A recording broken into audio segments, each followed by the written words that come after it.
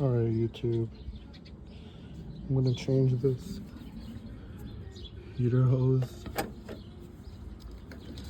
line right there. The original owner, or where I bought it from, installed the same hosing that routed to the actual heater hose or fitting, whatever you want to call it.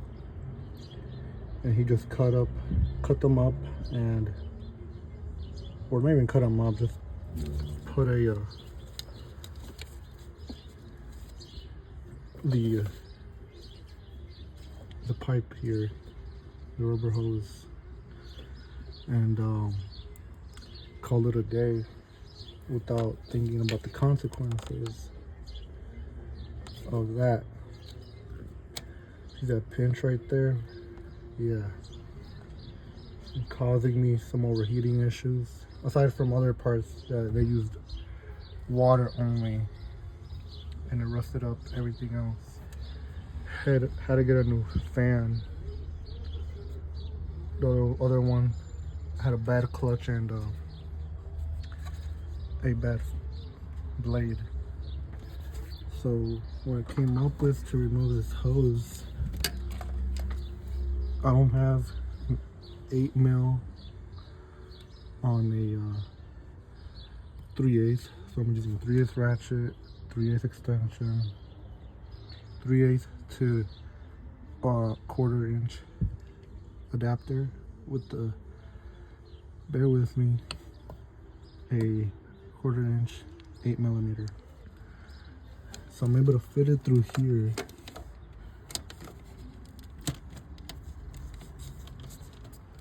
As seen right here. Luckily I put the hose facing kind of up so I could reach through it. The bottom one is a different story. So I already have all of these out. My plan is I don't want to take everything out.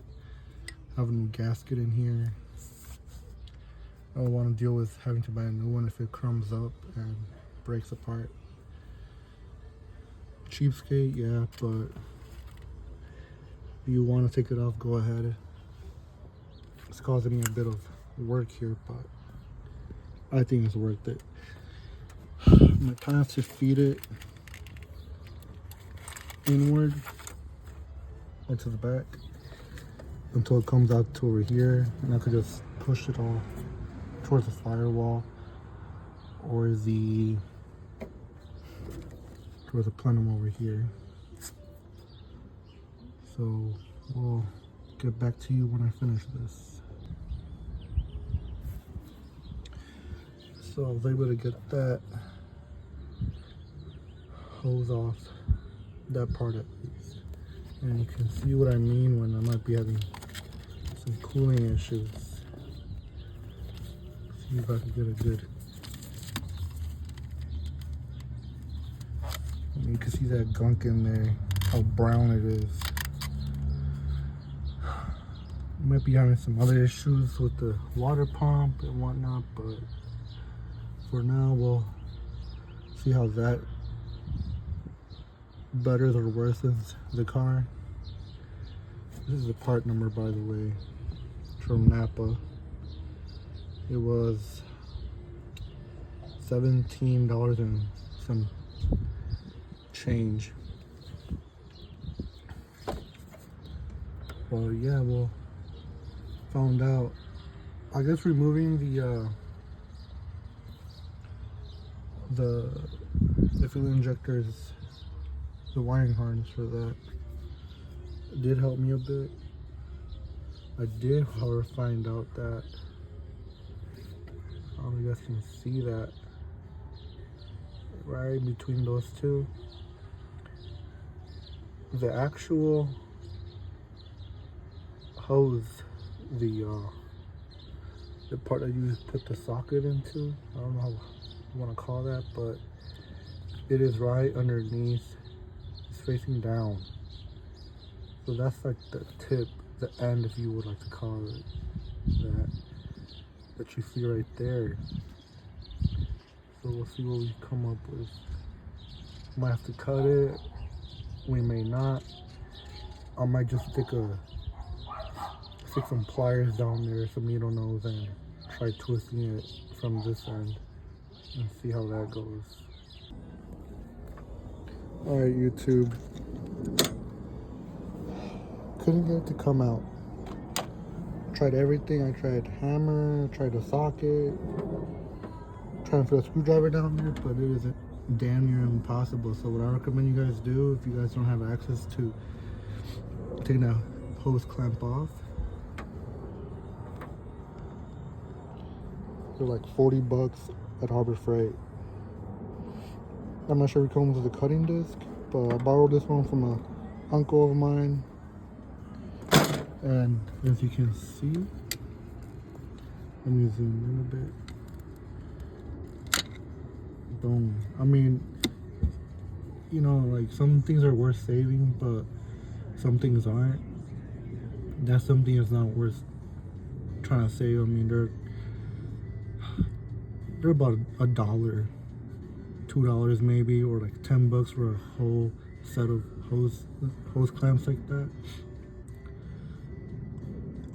But yeah, so now after 3 hours of trying to do this little job, or 2, well, I would say 2 hours. Yeah, if you have all the tools, obviously, like, it'd be a lot easier. But yeah, and don't be afraid to get a little Dremel in there, you know, just have at it. Just always be careful and mindful, you know. They didn't need a lot of persuasion here. Alright, YouTube. Next day, I let it go pretty late last night, so I called it a night around 8. Didn't want to make all this noise, but this tube I got from Napa is a little bit too long. It's pretty hard to move around, and you guys know how tight it is back there. It's pretty long, so I'm cutting it about,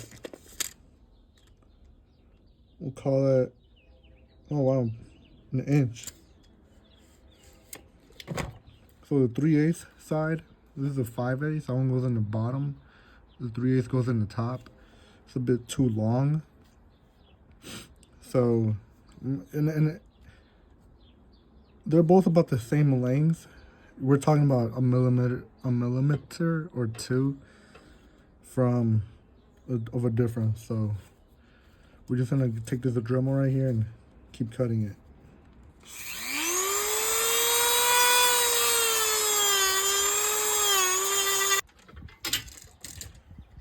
So I just kept taking it on and off, and it kept hitting my throttle cable, and it was still touching the firewall. So far I've cut about, I'm gonna measure it from right here to the edges of it. So about, it should measure, I don't know what you guys want to call that. We could call it 2.5, between 2.5 and 3/8 maybe, if you want to say that. So I'll let you guys go, and I'll update you guys in a bit. Alright guys, so this measure is about 2.5, anywhere from 2.5 inches to as low as 2 3/8. Not the best cutting, but it'll do the job. I'll let you guys go, and I'll update you guys when I'm done. Alright, now that it is installed, I'll let you guys be the judges of that. Compared to what it was before, I think it looks way better. I mean, I'll show you guys again how bad the crease was, but this is an improvement. I will say that I thought it would be a little better, but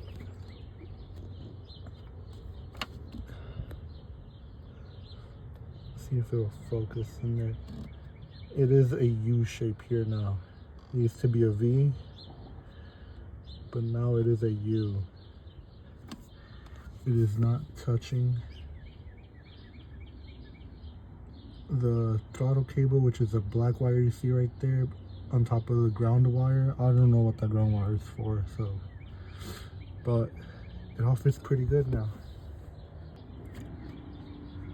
We're just gonna plug everything back in to where it belongs. Put those right back and we'll start her up.